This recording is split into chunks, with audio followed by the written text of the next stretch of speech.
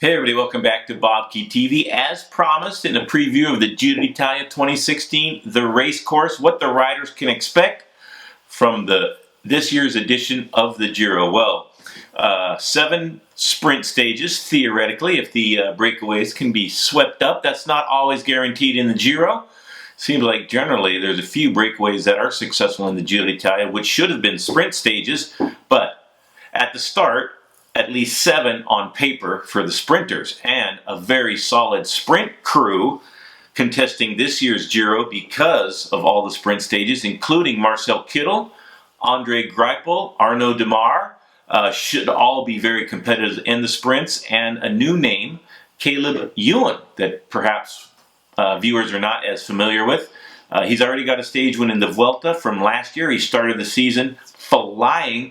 He's already won a bunch of races, so watch for Caleb Ewan to lock horns with the big names in the sprint game. And the Orica Pro from Australia, very young professional, and he has plenty of opportunities to win stages. So it'll be very interesting to see how Caleb Ewan does against the big names in sprinting during this year's Giro.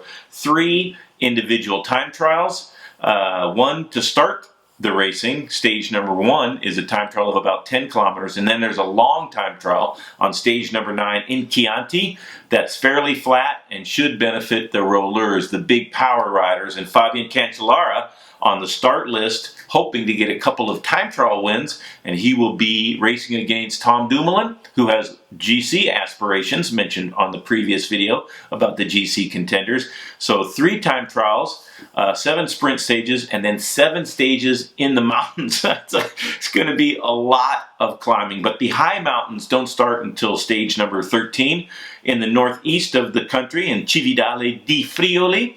And that's going to be a tough climb up by the border with Croatia, what used to be Yugoslavia, and a beautiful part of the world. Stage 14 is an absolute beast. It'll be a big part of the GC battle. Whoever wins the Giro d'Italia is going to have to do well on stage number 14. Pordoi, Campolongo, Passo di João, and the Val Parola. 4 brutal climbs on stage number 14. Stage 19 features the Colle dell'Agnello. That's the highest point in this year's Giro d'Italia, closing in on about 9,000 feet. It just goes on and on and on and on. 2,744 meters. It's the Cima Coppi, the highest place in this year's Giro. If you still have time to make up, don't worry, stage number 20 is also a beast with the Col de Vars, Col de la Bonette, and the Colle della Lombarda. Lombarda climb used in, it's either the 08 or the 09 Tour de France, and was very tough. So if you're trying to make up any time on your GC rivals, you have plenty of opportunity to do that in stage 19 and 20. So it should be a thrilling race right down to the end, all the way through the whole Giro.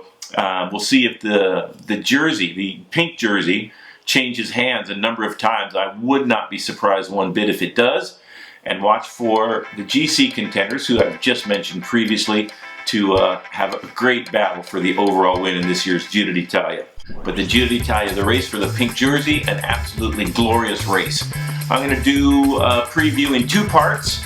The second part, the course and the sprinters, and this part, the GC contenders. I'm going to give you the podium real quick.